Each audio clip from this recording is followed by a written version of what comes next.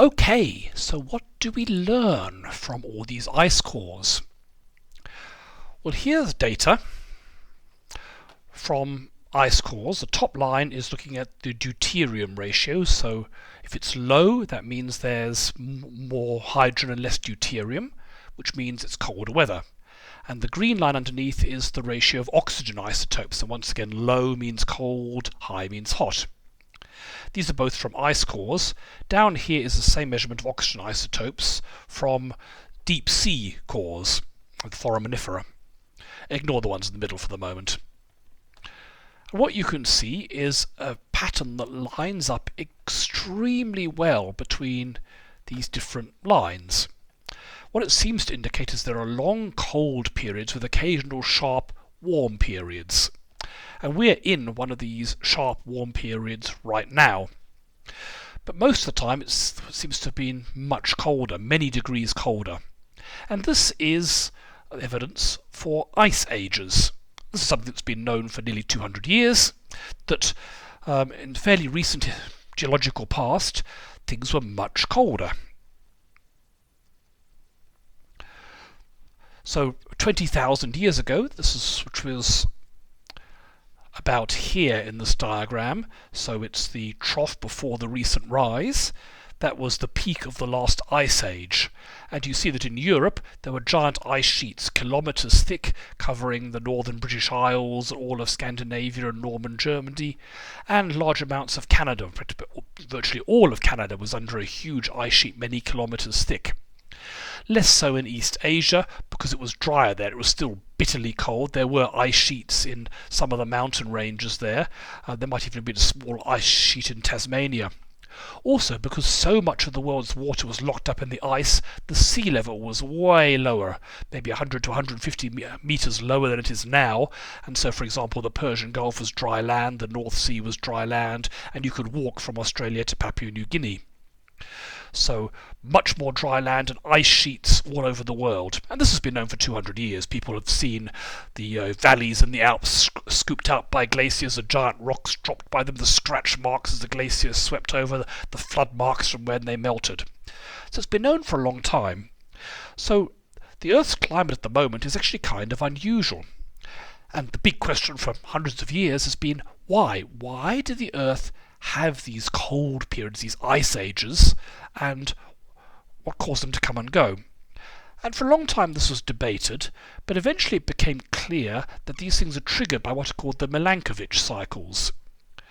Now, the Earth's orbit is not a perfect circle. It's slightly elliptical and slightly tilted, and the exact tilt and the exact ellipticity of the orbit change from time to time for various complicated astronomical reasons. Now, this does not change the overall amount of sunlight the Earth receives. It doesn't make the Earth go further from the Sun or nearer. What it does change is the distribution, that some latitudes in the north or south get a bit more sunlight, not very much, only a few percent, and some get a bit less. So for a long time people thought this must be irrelevant, tiny changes only affecting parts of the Earth. But it seems, here are the temperature curves, and here is the prediction of the Milankovitch cycles, and it appears that the peaks of temperature do line up, and people have done the statistical analysis. It does seem to be pretty solid. And what they think is happening is, so the overall amount of sunlight hitting the Earth doesn't change, but this is a graph of how much sunlight hits the Earth at about 65 degrees north latitude, which is normally the edge of the snow zone. Further north than that you've got in the poles and it's always snowy. Further south it's never snowy, but this is a region that seasonally might be covered by snow and sometimes isn't. So the idea would be if you get a little bit less sunlight in those northern 60-65 degree region, the snow that would normally melt in summer maybe doesn't melt. And Earth that's covered in snow absorbs very little sunlight. It's white. Most of the sunlight reflects off. So if it's covered in snow and not melted, it gets less heat. The sunlight just bounces off, which means it gets colder still. And as it gets colder still, maybe the snow will spread a bit further. There'll be another region a bit further south where it doesn't quite melt in summer. And so you get a sort of feedback cycle where a very tiny triggering change means that the snow doesn't quite melt, and as it doesn't quite melt, that makes it colder still, which means you get even more snow, and you start getting cold winds that cool the regions near the ice sheets, and so you get the snow expanding from that. So this is the idea. It's instability. A tiny change in the input can trigger a very large output change. But even this is nothing like enough. We need something else to explain the huge temperature differences. And what you can look at here is the orange line is the amount of CO2 measured from those bubbles in the ice sheet. And the blue line is the amount of methane, another greenhouse gas. And you've also got measurements of dust over here. The dust tends to reflect windy periods. It also tells you something about the climate. But look at this. The amount of CO2 and methane is varying, and it's varying in synchronization with the temperature. So when it's a hot period like now, the CO2 levels are high. When it's a cold period, the CO2 levels are low. So that's a bit odd. Why would tiny changes in sunlight produce changes in CO2, or are the CO2 producing changes in sunlight? I mean, the correlation is just spookily good. Here's the CO2 graph, and here's the temperature graph. You can see the depths of the ice age. The average temperature of the world could be up to 8 degrees colder than it is now, so very low. And the CO2, pre-industrial levels about 280 parts per million by volume, and it dropped down to about 200. So it's a fairly substantial change. Of course, now it's much more than that. It's gone up to like 420, but we're not covering the current day. But these do correlate extremely strongly. So what's going on here? This is rather strange. I mean, we don't believe there were industrial civilizations appearing here to pump out CO2, then it was going away, or anything like that. What we think is going on is some sort of feedback cycle again. We've said that there are very small changes in sunlight. That means the snow builds up at about 65 degrees north, and then that becomes self-reinforcing. But that's not enough. That must somehow trigger a drop in the amount of CO2. And there are various ways this could happen. It could be that the amount of CO2 the oceans absorb more. Maybe as the sea level drops, it exposes more land, and this land mops it up into carbonate rocks. It could be that permafrost and tundra regions absorb more CO2 out of the atmosphere. But it appears that there's some sort of feedback loop where when it gets a little bit colder, the CO2 is mopped up, and then that makes the temperature drop. Because if it was just that snow feedback, we might get a temperature change of 2 or 3 degrees. But to get this whopping 8 degree, we actually need the effect of this carbon dioxide. So it seems like the pattern is something like tiny changes in sunlight in the north affect the amount of snow. As the snow grows, that reflects more sunlight, but then it triggers some sort of feedback loop where that dramatically mops up carbon dioxide, and it's the carbon dioxide that gives most of the temperature difference. For example, it's now very clear that you've got ice ages in the southern hemisphere as well as the northern hemisphere, but the southern hemisphere is not getting more sunlight, so that it's the CO2 that's driving. So the northern hemisphere changes in sunlight are driving global changes in CO2. That means even in Australia you're getting ice ages.